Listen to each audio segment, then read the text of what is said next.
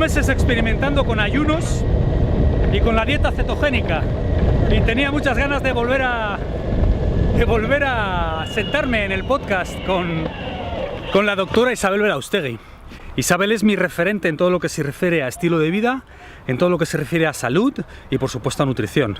Le da mucha confianza a la parte más ortodoxa y más racional de mi cerebro, pero Isabel tiene una cualidad que para mí es de incalculable valor, y es que tiene la capacidad para cuestionar dogmas y sobre todo para cambiar de opinión, que es algo muy poco frecuente en la comunidad médico-científica. Así que aquí lo tenéis, casi una hora hablando de ayunos, de dieta cetogénica, de hormesis, de autofagia y un montón de conceptos que, aunque parecen complicados, son muy sencillos. Gracias, Isabel. Y gracias por encontrar el hueco para venir. Muchas gracias a ti, Jesús. Tenía un montón de ganas de sentarme otra vez contigo porque he estado experimentando con ayunos y con la dieta cetogénica y tengo un montón de lagunas y un montón de preguntas para ti. A ver si consigo aclararlas. Genial. Pero si te parece, para contextualizar, primero así, a bocajarro, ¿qué es la dieta cetogénica? La dieta cetogénica es una dieta alta en grasas y baja en hidratos de carbono, que lo que busca es llevar a nuestro organismo a un estado de supercombustión de las grasas, porque hoy se sabe que es un combustible muy eficiente. En esta combustión de las grasas, este metabolismo de las grasas, aparecen cuerpos cetónicos y por eso se llama dieta cetogénica. ¿Y qué son estos cuerpos cetónicos? Es la descomposición de las grasas, entendido, ¿no? Eso es, son productos que se derivan del metabolismo de las grasas. Estos cuerpos cetónicos durante mucho tiempo se consideraron que eran sustancias patológicas porque aparecían en estados de enfermedad, entonces se asumía que estos eran los causantes. En realidad son el reflejo de un cambio de metabolismo. Estar en cetosis es estar en un estado energético en el que combustimos, quemamos grasas. Y este estado de cetosis es un estado metabólico de aumento de la concentración de cuerpos cetónicos. Nada más, no hay que asustarse. Todavía cuando buscas cetosis, dieta cetogénica, se hace una definición partiendo de la idea de que es un estado patológico. A veces se define así. La cetosis es una alteración del metabolismo que conlleva No, es un estado del metabolismo de combustión de grasas. Nada más. Sin más. Sí. ¿Y cómo está relacionada con los ayunos? Porque sé que hay un nexo ahí, ¿no? ¿Cómo es esto? La relación que existe es que cuando ayunamos, lo que hacemos es quemar grasas y entramos en un estado de cetosis. Este es el punto en común entre la dieta cetogénica y el ayuno. Digamos así que la dieta cetogénica replica lo que ocurre en nuestro organismo cuando estamos en ayunos. Ya. ¿Y cómo se cuantifica? Es decir, eso, porque me costó un poquito entender al principio y no sé si lo he entendido del todo todavía, lo de la concentración en milimoles por decímetro cúbico, todo esto, ¿no? ¿Cómo es? Hay un escalado. Efectivamente, la cetosis no es un estado absoluto, no es blanco-negro, es una escala de grises. Viene definida por la concentración de estos cuerpos cetónicos, de los que hemos hablado hace un momentito, en sangre. Entonces, esos son los milimoles, es una medida de concentración de una sustancia en una solución por litro de sangre. Entonces, decimos que entramos en cetosis por encima de 0,5 milimoles de cuerpos cetónicos por litro de sangre. ¿Vale? Y hay un escalado, como digo, de 0,5 a 1,5. Bueno, es un estado de cetosis leve. Entre 1,5 y 3 milimoles litro estamos en cetosis óptima. Es lo que se busca alcanzar en una dieta cetogénica. De 3 a 6 a 8 milimoles litro suele corresponder a estados de ayunos más prolongados. Ya estamos tirando mucho de estas reservas energéticas de grasa para seguir funcionando. Y por encima de 8, de 10, de 15 milimoles litro de cuerpos cetónicos, ya son estados de cetosis que se considera grave. Quizá hayas oído hablar de la cetoacidosis. Sí, te iba a preguntar por eso, la diferencia entre la cetoacidosis y la cetosis.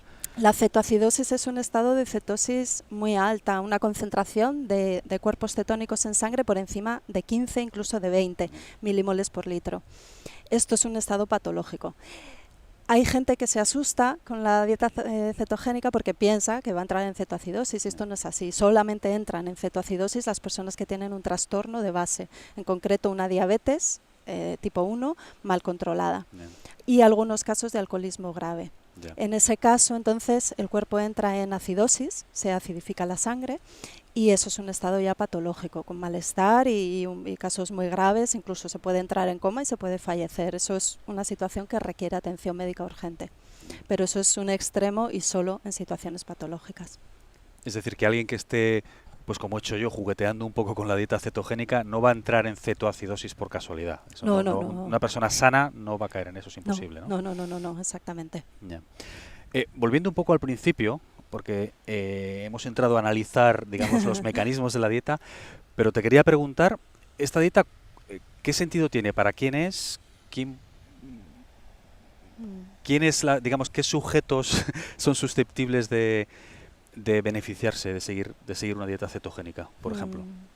Pues mira, la dieta cetogénica se desarrolló en los años 20 del siglo pasado, en concreto con un fin terapéutico, que era ayudar a las personas con epilepsia, porque habían observado que la restricción calórica, o sea, otra vez conecta con el tema del ayuno, y una dieta alta en grasas ayudaba a las personas y sobre todo a los niños a reducir los episodios de crisis convulsivas epilépticas.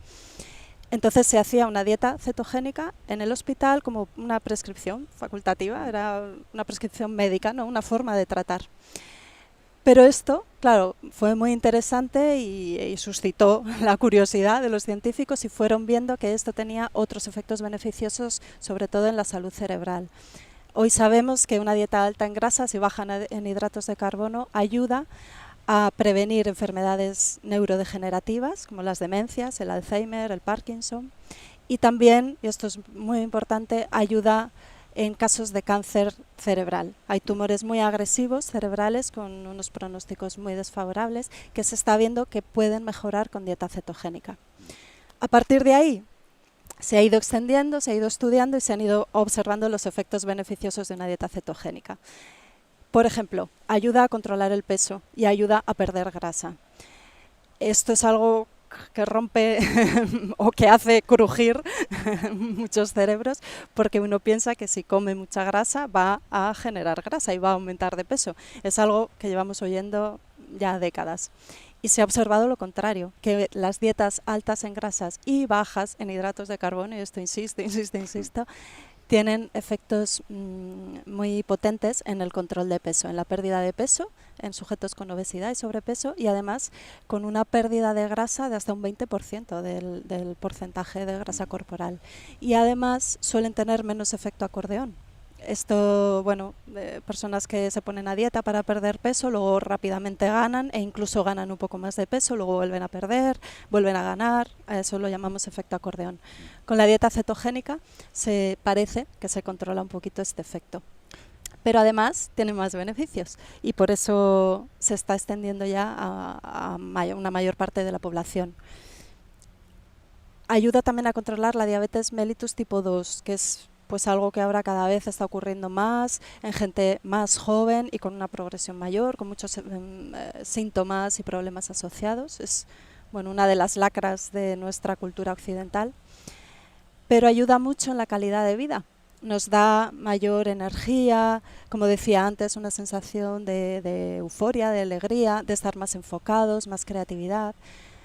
Se ha visto algo muy interesante en deportistas, que mejora el rendimiento deportivo, ayuda a aumentar la masa muscular en deportistas de halterofilia, aumenta la resistencia y la fuerza en entrenamientos de élite. Y algo muy importante es que aumenta la esperanza de vida. La dieta cetogénica mejora la longevidad. Esto también es muy interesante porque hay un estudio relativamente reciente, un estudio que se llama PURE, de las siglas en inglés de un estudio epidemiológico en zonas urbanas y rurales, que incluyó a 135.000 personas de 18 países diferentes, además con diferentes niveles socioeconómicos, países pobres, medios y ricos, con un seguimiento de 7 años. Esto da muchísimo peso a este estudio. Sí. Y lo que observaron, para sorpresa de los investigadores, es que aquellas personas que seguían dietas altas en grasas tenían una menor tasa de mortalidad. Los que tenían una dieta alta en hidratos de carbono tenían mayores tasas de mortalidad, y aquellos que comían muchas grasas no tenían un mayor riesgo cardiovascular, que es lo que estamos arrastrando desde los años 60 y la hipótesis de los lípidos. Y sin embargo protegían su cerebro. Hubo un descenso del 18%, creo recordar, en la tasa de derrames cerebrales en aquellas personas que consumían más grasas. Esto por lo menos nos tiene que hacer recapacitar. Entonces, la dieta cetogénica tiene aplicaciones médicas muy interesantes y en el día a día, porque nos hace estar mejor, pensar mejor, estar más contentos y vivir más. Quiero ahondar porque tú como médico que eres, tiendes como a enfocarte en aquellas personas que tienen patologías. Pero yo como no soy médico, yo estoy sano, lo que quiero es estar mejor todavía. Vale. ¿De dónde viene, quiero decir, esta obsesión? Porque todos hemos sido culpables de eso, yo el primero, de esta fobia a las grasas durante décadas. Es decir, yo simplemente hace no tantos años pertenecía a ese grupo. Todos estamos en ese grupo de la fobia a las grasas. Yo misma, confieso. Todos hemos sido, digamos, todos hemos estado ahí de cierta manera, porque era lo que se decía, lo que se enseñaba, lo que estaba en todas partes. ¿Esto por qué es? O sea, ¿en qué momento eso cambió? Pues mira, lo he mencionado hace un momentito, Sí, ¿no? pero me gustaría que ahondaras. Sí, eso. En los años 60, un investigador estadounidense lanzó la hipótesis de los lípidos, que viene a decir que el aumento de ingesta de grasa en la dieta se relaciona con mayores tasas de enfermedad cardiovascular.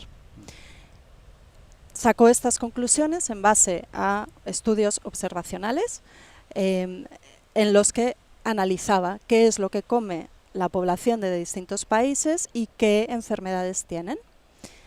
Y entonces observó que las personas de los países donde más grasas se consumían, pues más enfermedad cardiovascular tenían, arteriosclerosis, infartos, ¿no? Infarto de miocardio, por resumirlo así.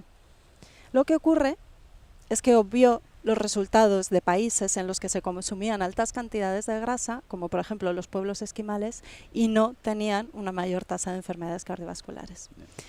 ¿Y esto por qué? En parte porque lo que apoyamos en ciencia suele ser aquello con lo que ya previamente estábamos de acuerdo, ¿no? Ya empezaba a rondar la idea de que las grasas aumentaban el riesgo de enfermedades. Entonces, al encontrar esos resultados, pues se aferró a ellos. Y también porque la industria de la agricultura y la industria azucarera era muy potente y estaban, hoy sabemos, manipulando estudios científicos para demostrar que una dieta alta en hidratos de carbono era saludable, cuando es justamente lo contrario, es lo opuesto. Y hoy, que ya llevamos décadas siguiendo una pirámide nutricional que nos dice que hay que comer todos los días pan, pasta, galletas, todos esos hidratos de carbono, azúcar, porque es el combustible del cerebro, porque sin azúcar no podemos funcionar. Hoy, décadas después, vemos que hay una correlación directa entre el aumento del consumo de azúcar en sus distintas formas y el aumento de enfermedades nuevas que no habían aparecido hasta finales del siglo XIX, cuando aumentó la ingesta de azúcar ya a un nivel notable, como la diabetes, el sobrepeso y la obesidad. Wow. Esto es muy importante. Entonces, al mismo tiempo que apareció la hipótesis de los lípidos en los años 60, que ya llevamos bastantes de repetición de esta teoría, al mismo tiempo estaban apareciendo estudios que decían que no, que eso no era cierto. Y hoy sabemos que hay muchos estudios científicos que no solo contradicen, bueno, que no solo no apoyan la hipótesis de los lípidos, sino que incluso la contradicen. Entonces yo también, como tú, yo era partidaria de sacar las grasas de la dieta y por supuesto las grasas animales, eso era un pecado casi, ¿no? Sí. Y eso es parte de lo que se ha conseguido con toda esta información, que hemos colgado un cartel de se buscan las grasas, que son malas, peligrosas, y sin grasas no seríamos nada. Nuestros ancestros pudieron sobrevivir gracias a las grasas. Esto es algo muy interesante también, porque hoy comemos todos los días, varias veces al día, estamos comiendo constantemente y nos parece que es lo normal, pero no es así. Nosotros vivimos y evolucionamos en un momento de la historia en el que no había alimento siempre. Entonces comíamos pues cuando había y luego pasábamos periodos de ayunos, de inanición, festines e inanición.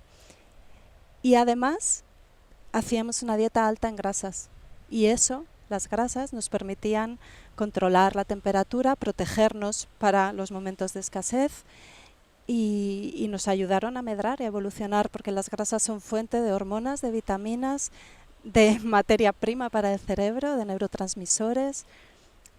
Mira, a mí me gusta mucho poner este ejemplo, que las grasas, como son el constituyente principal de la membrana celular, son algo así como la botella de vidrio que contiene el agua. Esa es la membrana celular. Si quitamos la grasa, la botella, no queda nada. Qué bueno. Y es algo que, bueno, yo animo en la consulta o en mis asesoramientos personalizados e incluso en mis charlas, yo intento hacer ver esto porque cuesta mucho. Es una guerra muy difícil, ¿no? Mucho. Es una guerra muy difícil esa. Mucho. Lo mejor es, bueno, yo doy la información cuando me dicen eso, pero es que siempre nos han dicho esto, sí, es verdad, y eso, y yo misma he estado ahí, o sea, que sé que... Y yo y todos, en realidad, todos ¿no? hemos estado ahí. Y yo he animado a mis pacientes a que quitaran la grasa y a que quitaran la grasa del filete, a que quitaran la piel de la pechuga de pollo, todas estas cosas. Entonces yo doy la información y también apelo al sentido común. Si sabemos que necesitamos el colesterol para vivir, que no hay que hacerle la guerra, por supuesto sí, que hay unos niveles saludables, pero si quitamos todo el colesterol, entonces estamos deprimidos, tenemos tendencia a las infecciones, nuestros huesos se deshacen porque la vitamina D está aportada en la grasa, no pensamos con claridad o no tenemos hijos, porque una de las causas más frecuentes de impotencia hoy en día se sabe que es los niveles muy bajos de colesterol. Porque el colesterol, la grasa, es fuente de testosterona. O sea, sin las grasas no somos nada. Entonces yo por lo menos lo cuento. Apelo al sentido común y luego que cada uno haga su composición. Claro. Y luego que experimente, eso es muy interesante, tenemos que probar. ¿Cómo te sientes si desayunas colacao, una bebida azucarada? Se te ha escapado. Se me ha escapado, más igual nos ve gente que no sabe qué es el colacao. Un Nesquik, venga, colacao o Nesquik, da igual, cualquier bebida de esas chocolatadas con azúcar, ¿no? Sí, eso, una bebida azucarada y una pieza de repostería. O cómo te sientes si te tomas un té con una bola de mantequilla ecológica de animales que han sido alimentados con pasto y unas anchoas con aguacate. Claro, esto choca muchísimo, claro. pero bueno, atrévete a probar. Y sobre todo si hay alguien que tiene una enfermedad grave, en ese punto se anima a hacer experimentos y a comprobar que mejoran. Entonces ya está, yo no tengo que contar nada, cada uno ya lo puede experimentar. Como te decía, he estado yo mismo haciendo pruebas y experimentando. Sí. Y una de las cosas que he comprobado, que he constatado, es que no es fácil. No es fácil entrar en cetosis, es mucho más difícil de lo que parece. Y B, que desde un punto de vista logístico es muy complicado. O sea, más allá del esfuerzo que pueda ser para cualquier persona, pues seguir un régimen alimenticio específico, que a todos nos cuesta hacer cambios, pero más allá de eso es que logísticamente es muy difícil tanta cantidad de grasa y comer, digamos, fuera de casa, cumplir esos requisitos de grasa, carbohidratos, muy poquitos carbohidratos, principalmente verduras, ¿no? Ahora hablando ya en un plano más específico, ¿cómo es un día a día de alguien que quiere seguir una dieta cetogénica para probar, por ejemplo? Vale. Tienes razón, que es complicado y de hecho las dietas cetogénicas estrictas, como digo, para un tratamiento de una epilepsia o de un cáncer, se hacen en el hospital o con un seguimiento médico muy estrecho. Claro, hablamos de dietas altas en grasas, pero ¿a qué nos estamos refiriendo? Pues esas dietas extremas llegan a incorporar un 90% de la ingesta calórica total del día en forma de grasa. Eso es comer prácticamente solo grasa. Y eso es muy difícil. Por eso, pues se hace eso con un régimen muy estricto. Una dieta cetogénica más normal que incluye un 70% del contenido calórico total en forma de grasa y un 5 o 10% solo en forma de hidratos de carbono. Algo también importante es que la cantidad de proteína debe ser moderada, porque a veces una dieta cetogénica falla porque comemos demasiada proteína y un exceso de proteína se transforma en glucosa en el organismo, ¿vale? Entonces romperíamos esa vía que queremos llevar del metabolismo hacia la combustión de las grasas y no de los hidratos de carbono. Esto me hace pensar en una cosa que creo que es interesante contar. Como nuestros ancestros no siempre tenían acceso a la comida, desarrollaron esta agilidad para entrar en cetosis, ¿no? Para consumir las grasas como fuente de energía para su organismo. Y cuando se encontraban con una higuera llena de higos, los comían todo, que además se los comían en ese momento porque era el festín, no podías guardar. Por eso también tenemos esta tendencia que si vemos un plato de pasteles nos los comemos todos. El dulce nos llama para comer inmediatamente, ¿no? Entonces, en ese caso, pues había fruta al final del verano, no era todo el año.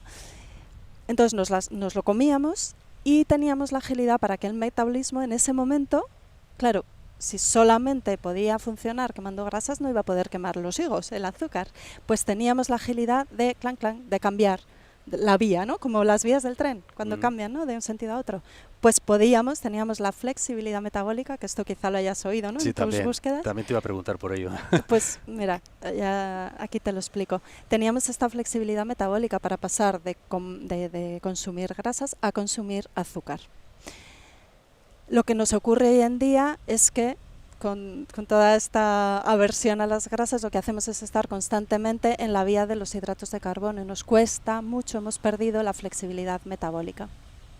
Por lo que alguien que empieza a hacer una dieta cetogénica y de pronto cambian sus porcentajes y lo que antes era un 70% de hidratos de carbono y además de alto índice glucémico, ahora pasan a ser grasas, le cuesta mucho digerirlo, metabolizarlo correctamente, entonces es algo también, es un punto, bueno, un obstáculo quizá para seguir una dieta cetogénica, que es que cuesta que te sientas bien comiendo grasas porque tu cuerpo se ha olvidado, por decir así, de utilizar esta vía. Entonces, sí. Dicho esto, quiero mostrar platos que representan esta dieta cetogénica, ¿no? Porque un 70% de grasas nos parece mucho, pero tampoco nos hacemos muy bien la idea. Y un 15% de hidratos de carbono puede parecer una miseria, pero depende de lo que comamos. Entonces, por ejemplo, como he dicho antes, un desayuno cetogénico pueden ser unas anchoas, que es un pescado graso, tiene proteína y tiene grasa, con aguacate, que es un fruto oleaginoso, rico en grasas. Se pueden tomar infusiones, caldos, agua, hay que beber mucha agua siguiendo una dieta cetogénica. Una comida o una cena puede ser una ración de carne o de pescado, acompañado de verdura. Aquí tenemos los hidratos de carbono.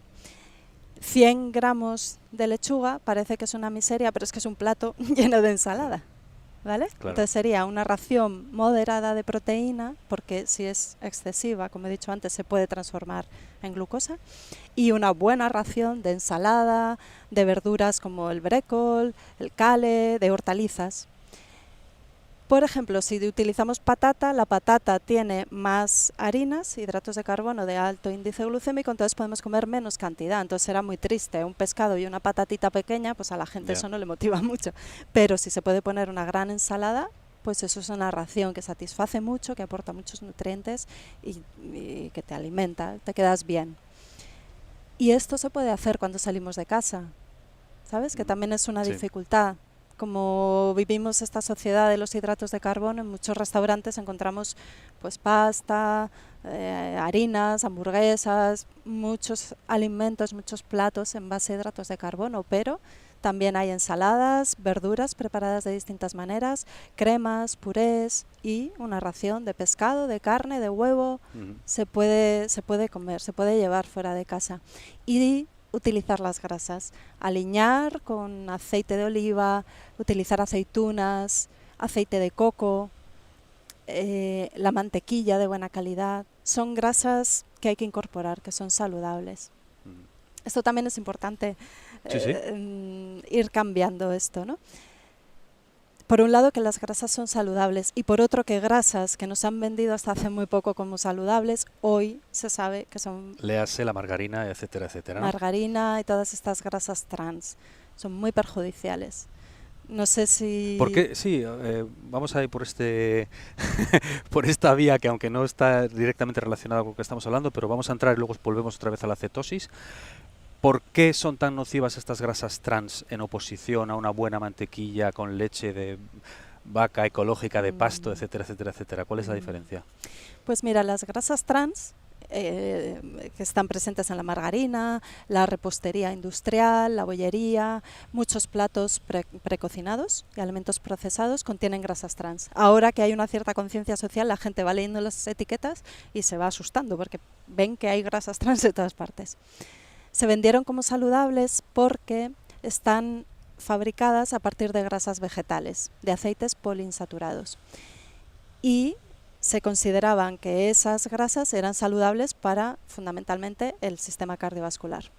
Lo que ocurre es que estas grasas vegetales en estado natural son líquidas, como pasa con el aceite de oliva, o los aceites de girasol, de sésamo, ¿no? Cuando, sí. Para la gente que nos escuche, que enseguida viene a la cabeza una botella con un líquido, porque las grasas vegetales en su estado natural son líquidas.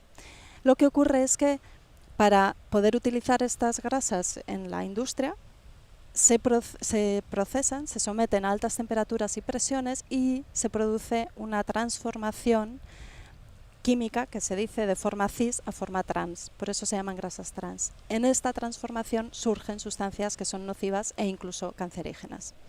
Entonces, no solo no son beneficiosas, es que son perjudiciales y están yendo en contra del objetivo por el que se empezaron a comercializar, para cuidar la salud cardiovascular. Sí. Y la mantequilla, por ejemplo, que fue desbancada, además con desprecio por la margarina, porque la grasa animal se consideraba que era perjudicial para la salud, porque hacía subir el colesterol, todas estas cosas que hemos oído durante tantos años.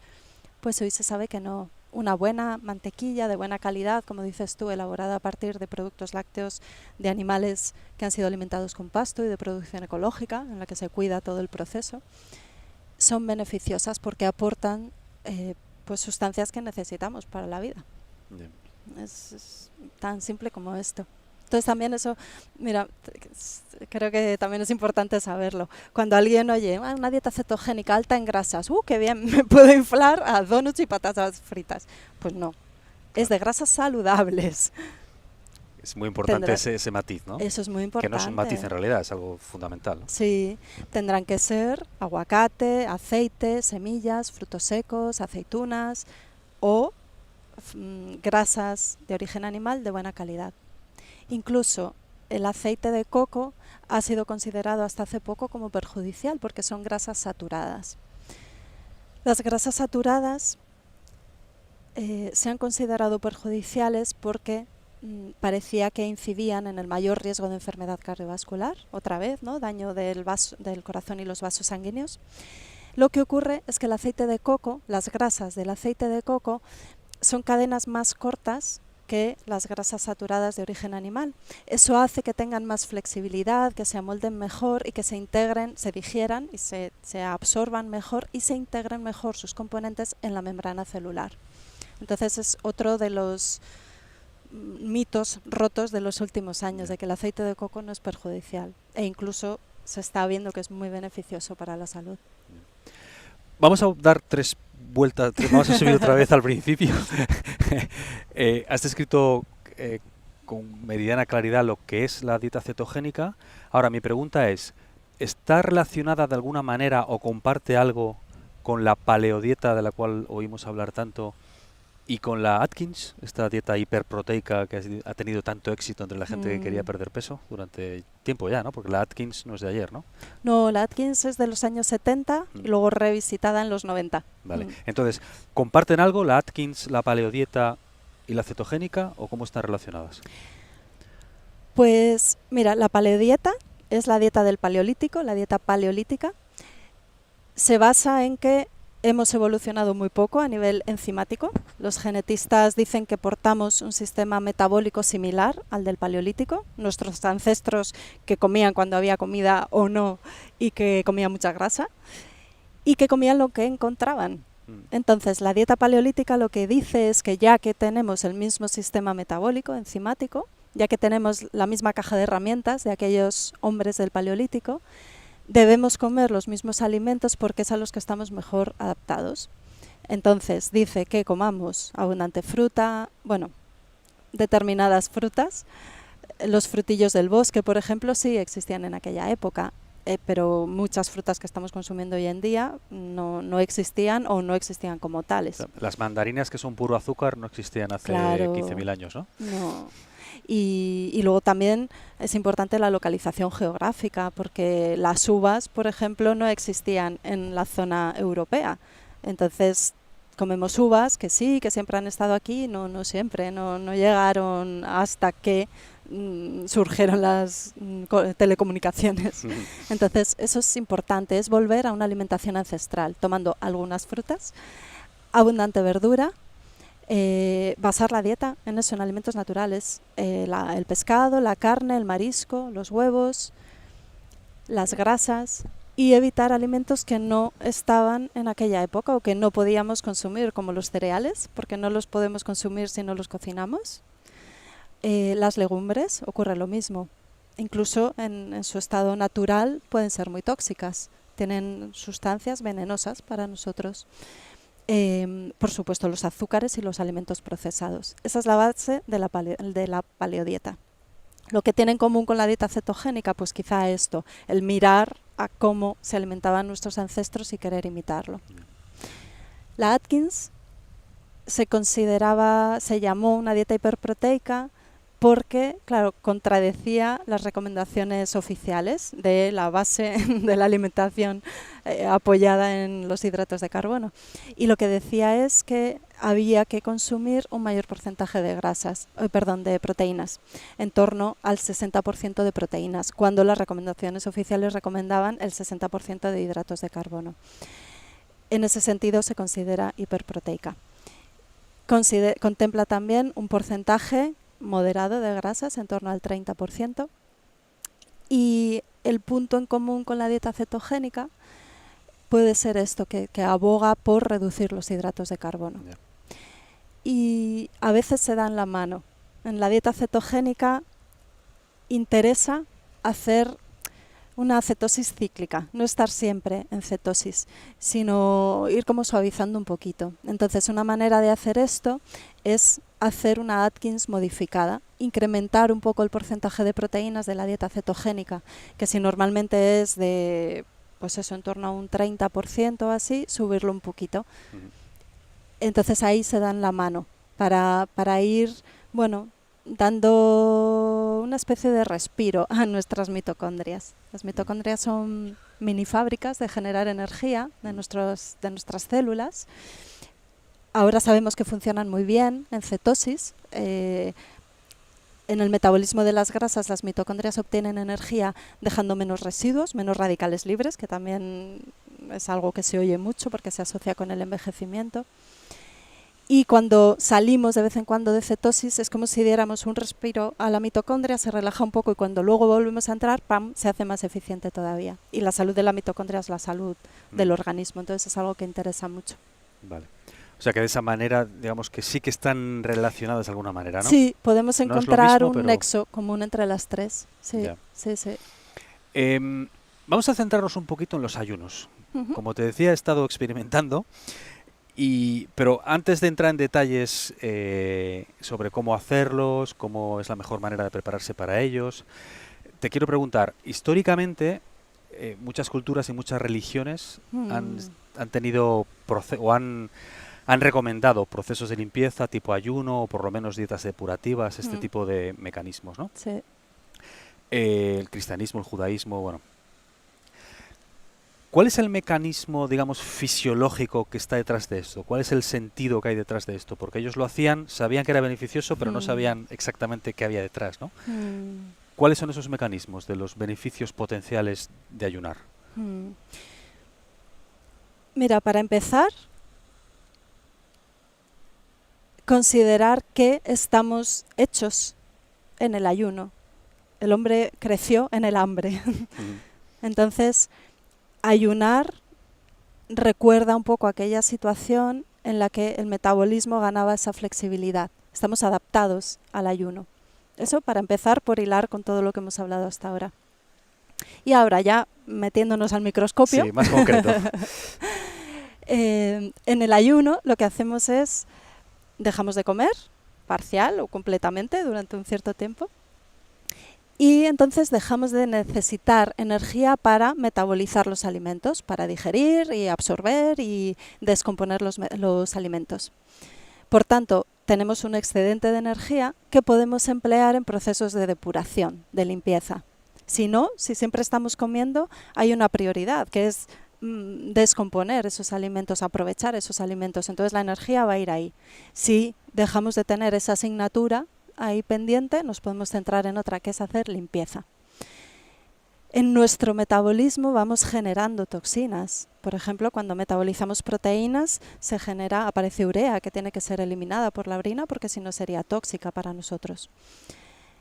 Además, ingerimos o absorbemos toxinas del exterior con los alimentos, por ejemplo, con los pesticidas, los aditivos alimentarios, las grasas trans, todas estas sustancias que nos perjudican, hay que eliminarlas. Los parabenes, los plásticos, lo que absorbemos por la piel también, que es un órgano de absorción, la contaminación, ¿no? Todo lo que absorbemos por vía respiratoria. Todo esto son toxinas, sustancias que ensucian nuestro organismo y hay que limpiar. Cuando ayunamos, potenciamos la capacidad de trabajo de los sistemas y órganos de depuración. Además, limpiamos la matriz extracelular, que esto es súper importante.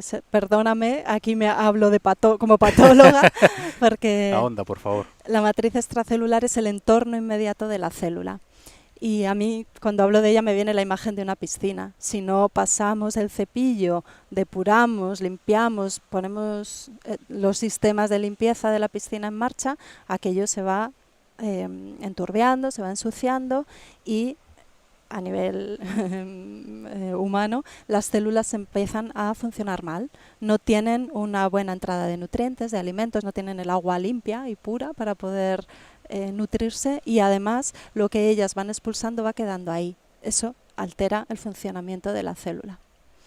Además, en el ayuno podemos limpiar células que están deterioradas, células viejitas, ancianas, se dicen células senescentes, son células que ya no funcionan bien, se quedan como paradas, pero no están silentes del todo, van liberando sustancias proinflamatorias. Por eso, el ayuno permite limpiar sustancias que fomentan la inflamación y la inflamación hoy sabemos que es la base de numerosas enfermedades.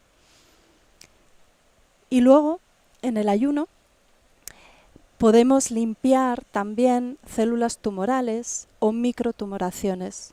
Cánceres, sí, tumores microscópicos, ¿no? Exacto. Células precancerígenas o tumores microscópicos que todos generamos todos los días. En el ayuno podemos barrer y eliminar esto y permitir que pulmón, riñones, intestino, piel expulsen todas estas toxinas. Por eso. Hay algo muy interesante, perdóname. Sí, claro. Es que, claro, estas culturas y religiones contemplaban y contemplan todavía hoy, se hace la Cuaresma o el Ramadán, fomentan o animan a hacer ayunos para depurar el cuerpo y el alma o el espíritu. ¿Y esto a qué se refiere? La base médica, científica, o poniéndome el microscopio delante, es que también las emociones muy intensas o descontroladas liberan aluviones de neurotransmisores y eso en su metabolismo genera también toxinas. Entonces el ayuno es una manera de limpiar esas toxinas emocionales. Por eso también es algo físico. Es algo físico. Que lo sentimos no en una rodilla o un grano que nos sale en la piel o un trastorno intestinal, sino que lo sentimos estamos de mal humor, estamos irascibles, tenemos explotones. Bueno, pues eso en el ayuno es algo que mejora mucho. El ánimo, el temple, el equilibrio emocional. Y entonces es algo también que explica esa componente espiritual del ayuno en las religiones. Lo que te iba a preguntar antes es, volviendo a lo del al proceso de limpieza y todo esto, con el ayuno, ¿eso es lo que se llama la autofagia? Que he leído y Sí, no acababa de entender muy bien. ¿La autofagia, las proteínas desdobladas o algo así? sí, ¿Eso qué es? ¿Qué es eso proteína. de la...? Sí, la autofagia es literalmente comerse a uno mismo. Es que nuestro organismo coma, depure, elimine las propias células alteradas. Y lo de las proteínas Sí, o alteradas, desdobladas o mal s- dobladas o algo así, mal ¿no? dobladas, son proteínas plegadas. Aplegadas. Eso también es muy importante, sí. Cuando se fabrica una proteína en nuestra célula, digamos que se hace el plano, el código de la proteína. Ahora, para que esto funcione hay que darle una forma tridimensional. Ahí es cuando la proteína se pliega. Y si se pliega incorrectamente, es una proteína que no va a funcionar bien y que puede generar un daño, una lesión en el órgano y en la función del órgano correspondiente. Por ejemplo, estas proteínas son muy características de la enfermedad de Alzheimer y de algunas Mm, demencias. Se llaman depósitos de proteína amiloide, beta amiloide. Entonces, cuando ayunamos, también barremos, limpiamos proteínas mal plegadas, pues que han salido con defecto de fábrica en la configuración tridimensional, que están por ahí, que no funcionan y que mejor las vamos a limpiar porque si no se pueden depositar en distintos órganos y producir lesiones. qué bueno. Mm. Vamos ahora ya a entrar también en el aspecto práctico de los ayunos. Antes hemos entrado en el aspecto práctico de la dieta cetogénica o Ajá, cómo hacerlo. sí. Eh, a ver, para alguien que quiere, te ha oído explicarlo o lo ha oído por ahí y quiere probar, quiere juguetear y que no quiere hacerlo por las bravas como he hecho yo, ¿cuál es la manera más razonable de empezar a ayunar o de juguetear con los ayunos? Lo primero es empezar a comer bien, a poner una dieta pues saludable. Lo que decía antes, si alguien desayuna un refresco de cola, como yo he oído en algunos pacientes, y una pieza de bollería industrial, y su comida se basa en eso, como haga un ayuno, va a sentir un malestar Ya. tremendo, físico y anímico, y no lo va a soportar. Entonces, lo primero es poner una dieta mínimamente saludable, equilibrada con alimentos naturales, frescos, fruta, verdura, legumbres, cereales integrales, el pescado, la carne, el huevo, pues eso, una dieta que a todos nos viene a la cabeza, ¿no? Como saludable, equilibrada, variada.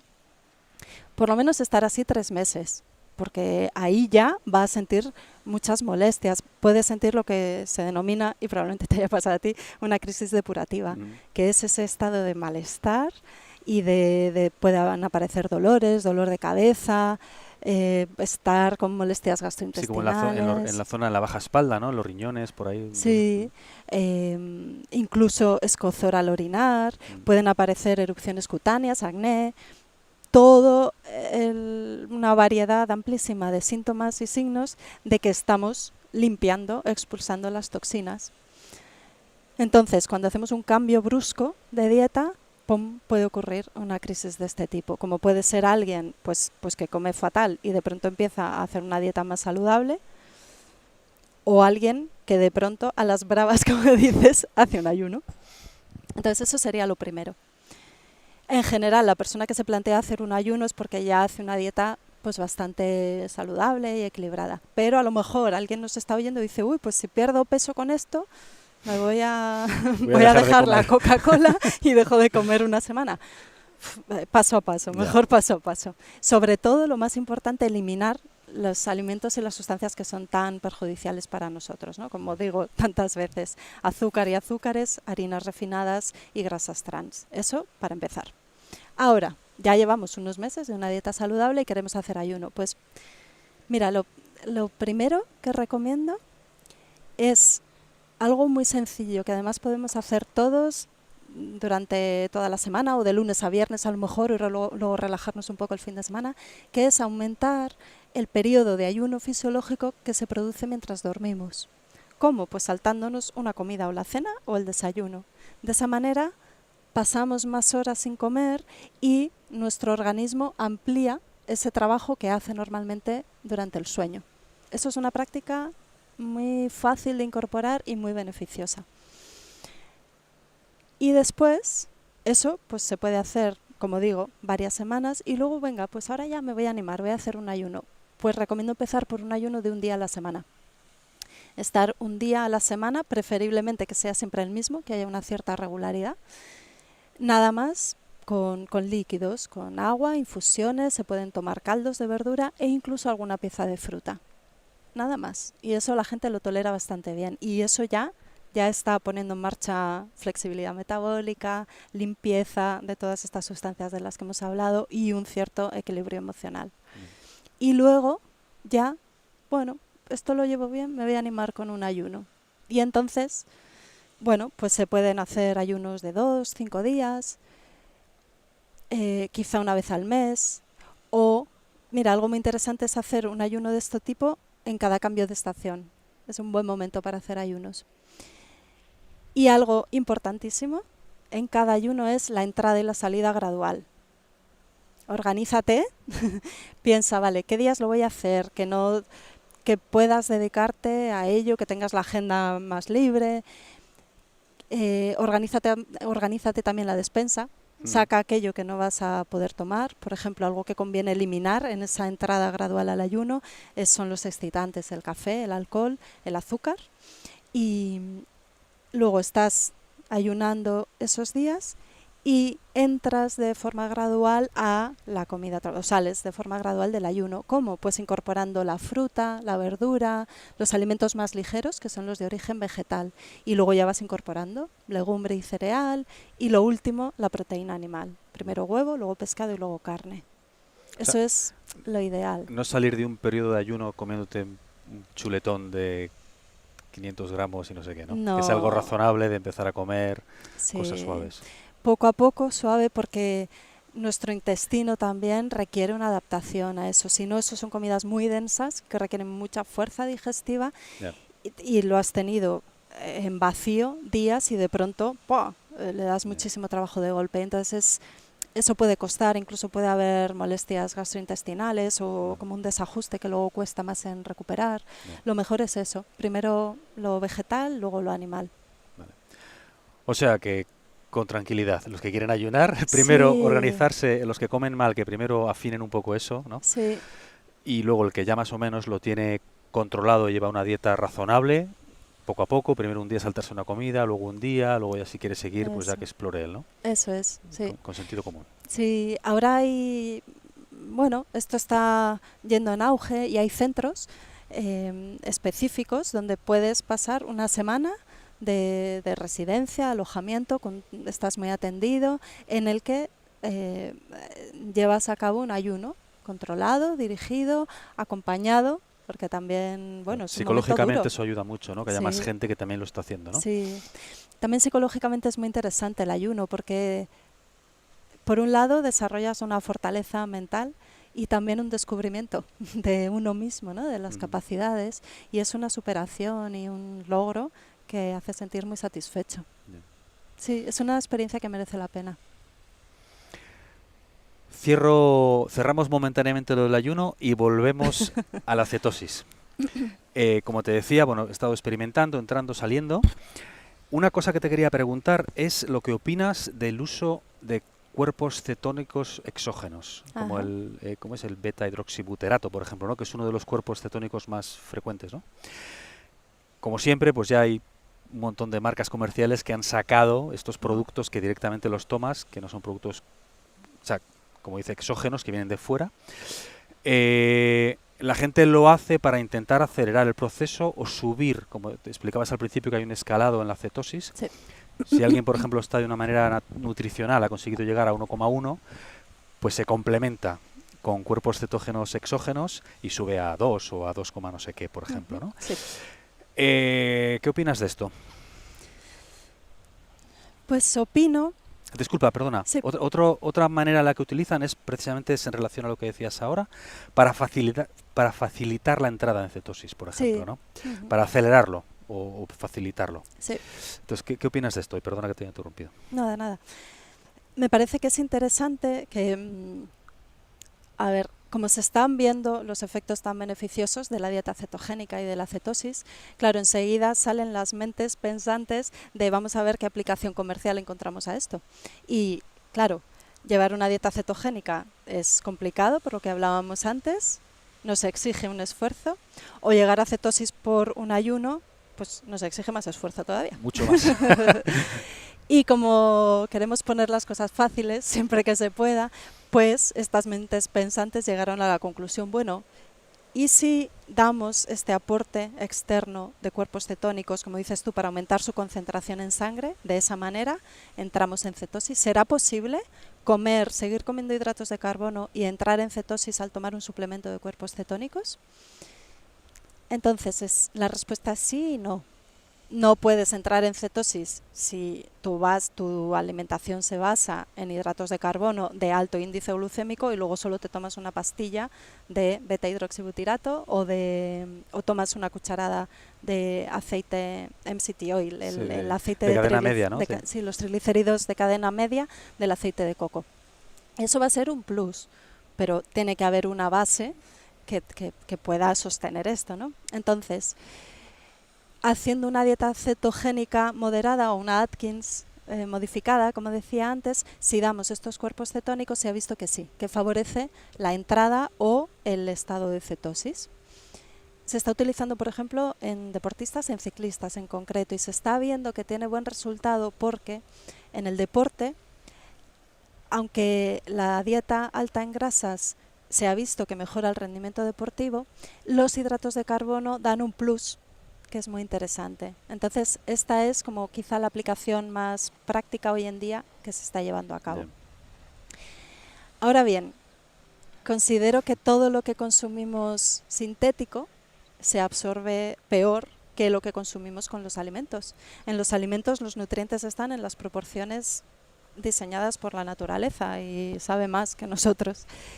Y además, acompañados de otros nutrientes que permiten que mejoran su absorción. Entonces, siempre va a ser más interesante, desde mi punto de vista, hacer una buena dieta cetogénica que hacer una dieta, bueno, un poco chapucera y luego tomar este plus. Yeah. Y luego hay otro aspecto que creo que es muy interesante, que, bueno, que choca, ¿no?, con los tiempos que vivimos del confort a todos los niveles, y es que se ha visto que el esfuerzo, el sufrimiento que supone hacer un ayuno o incluso una dieta cetogénica potencia los efectos de la misma. Esto es algo, mira, me gusta mucho, es muy bonito. En medicina siempre hablamos de la homeostasis y siempre oímos hablar de la homeostasis, que es todo el sistema innato del que disponemos para mantener el equilibrio dentro siempre de los márgenes de la salud. Pero hay un concepto venido de la toxicología, que es el de hormesis, que viene a decir que un estímulo negativo en pequeña cantidad produce una respuesta muy positiva en nuestro organismo. Entonces, creo que este concepto es tan interesante para incorporarlo aquí, ¿no?, como otro toque más de todo esto que estamos hablando. Es como mover un poco el cuerpo, sí. Lo que las abuelas decían, lo que no te mata te hace más fuerte, un poco, claro, ¿no? Exactamente, es eso, estimula tus propios recursos para sacar más todavía de este beneficio. Entonces, si estamos relajados y nos tomamos la pastilla, bueno, habrá un efecto, por supuesto, de lo que estamos tomando, pero no va a haber esta respuesta de nuestro organismo. Mira, la dieta cetogénica, por ejemplo, tiene un efecto epigenético. La epigenética es cómo el ambiente influye en la expresión de nuestros genes. Y cuando hacemos dieta cetogénica, se estimulan los genes, la expresión de genes que regulan la inflamación. Entonces, esto es súper interesante porque no dependemos del exterior, tenemos un potencial inmenso. Esto también es algo en lo que yo creo y digo muchas veces, pero es que es así. Y cada vez hay más estudios y más datos que lo demuestran, que tenemos un potencial tremendo que deberíamos o que sería genial desarrollar. Pues yo he probado con el beta-hidroxibutirato y me ha funcionado muy bien, ¿eh? Claro, porque tú haces una buena dieta y además un tipo de vida que estás... Claro, alimentando, sentando las veces, abriendo las compuertas de tu organismo para sacarlo mejor. Y si a eso mejor le das un plus... Pero no me recomiendas que abuse de eso, ¿no? Una cosa es probar y otra cosa es... Bueno, pero lo puedes tomar, sí, sí, sí, sí. No, yo no creo que esté mal, igual que en los deportistas, Ya. por supuesto. O sea, si podemos obtener ventajas de lo que estamos haciendo, por supuesto que sí. Bueno, Lo que digo es no acomodarse, ¿no? Porque entonces pierdes todo el potencial. En Ya. tu caso es que estás dando un plus, un toque de brillo final a mucho ya. pulido de fondo muy bueno, muy conveniente. Sí, sí. Y para acabar, Isabel, que quiero ser respetuoso con tu tiempo, ya llevamos casi una hora. Una de las cosas que he constatado y he visto tanto cuando entro en cetosis nutricional por dieta o cuando ayuno, además es algo manifiesto, al principio tenía dudas si era una sensación mía, pero es verdad, es una mejora en mi capacidad de concentración, en mi productividad. Mi productividad en cuanto a cuando tengo que analizar algo para trabajo. Ya había leído esto, que hay una mejora cognitiva evidente cuando uno entra en cetosis o en ayunos, pero me ha sorprendido mucho. Entonces, ¿qué hay detrás de esto? ¿Por qué ocurre esto? Eso es algo que más gente ha visto. En Silicon Valley han empezado a incluir ayunos ¿Ah, sí? intermitentes en su vida cotidiana porque se han dado cuenta de esto también. Los chicos listos son más listos todavía cuando hacen una dieta de este tipo. Sí. Sí, sí, sí, sí. Hay varios mecanismos que lo explican. Uno de ellos, y esto choca con lo que también siempre hemos oído, ¿no? De que el cerebro necesita azúcar para funcionar, ¿verdad? Sí. Eso está ahí, y como no tome azúcar, no se me funde el cerebro. Eso, y si no desayunamos, se acaba el mundo. Sí, sí, Bueno, sí. Pero bueno, perdona, sigue, que te he interrumpido. Pues lo que se sabe es que el cerebro puede obtener hasta el 75% de la energía quemando grasas. Que los cuerpos cetónicos son un supercombustible para el cerebro. Y supercombustible porque cuando utilizan la grasa como fuente de energía y generan cuerpos cetónicos, optimiza el trabajo y reduce el consumo de oxígeno. O sea, aumenta la eficiencia en el empleo de la energía. Además, conecto otra vez con las mitocondrias de las que he hablado antes, utilizar grasas como fuente de energía optimiza el funcionamiento mitocondrial. Y la mitocondria es eso, como digo, la fuente de energía. Entonces estamos teniendo un sustrato, una gasolina, un combustible para el vehículo de mucha mayor potencia y además de menor residuo. Esto es muy importante. Y algo que se ha visto que es muy interesante es que la dieta cetogénica tiene un efecto neuroprotector, protege el daño de nuestras neuronas y su muerte, y además estimula la secreción de un factor de crecimiento derivado del cerebro, el BDNF, por si a la gente le suena, que estimula la formación, la diferenciación de nuevas neuronas y el establecimiento de nuevas conexiones neuronales. Wow. Eso nos hace más inteligentes y más creativos. Es súper interesante. Sí, vamos, en mi caso ha sido manifiesto, ¿eh? Al principio pensaba que era una sensación mía, porque lo había leído, entonces es sugestión, pero no, es evidente que sí. Pues Isabel, muchísimas gracias por este segundo episodio del podcast. Muchas gracias a ti, ha sido un gusto. Tengo ya un tercero en la recámara, voy a aprovechar que tengo tu teléfono para conseguir una tercera cita contigo, porque quiero hablar de terapia frío-calor. Quiero hablar de mitocondria, quiero hablar más de longevidad. En fin, tengo muchas cosas en la recámara, pero ya le iremos preparando. Muy bien, cuando quieras. Mil gracias, Isabel. A ti. Chao. Hasta la próxima.